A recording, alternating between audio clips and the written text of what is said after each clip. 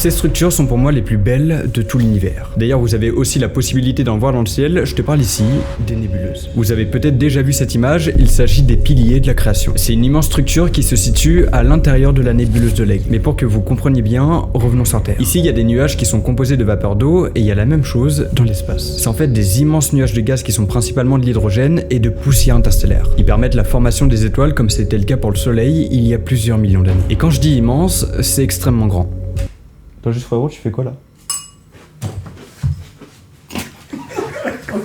La plus grande nébuleuse découverte à ce jour, c'est la nébuleuse de la Tarentule et elle s'étend sur plus de 1800 années-lumière. Ça correspond en fait à plusieurs millions de milliards de kilomètres. Alors que les piliers de la création ne s'étendent eux que de 4 à 5 années-lumière. Ça peut paraître petit, mais ça correspond quand même à la distance qu'il y a entre la Terre et l'exoplanète la plus proche, qui se situe d'ailleurs à 4 années-lumière et si on voulait y aller en voiture, on prendrait 47 millions d'années. Donc autant vous dire que la Terre n'est qu'un grain de sable à côté de ça. Mais ces nébuleuses, comment on peut les voir? Et bien celle qu'on peut voir le plus facilement, c'est la nébuleuse d'Orion. Vous pourrez la voir juste en prenant des jumelles, mais malheureusement elle n'est pas visible en ce moment et donc faudra attendre l'hiver prochain. Par contre en ce moment vous pouvez voir la nébuleuse de la Lagune. Faudra sortir tard le soir vers 1h du matin et regarder en direction du sud-est. Bon je reconnais c'est un peu vague donc je vous ferai un tuto en story demain qui sera lui beaucoup plus précis. Abonne-toi.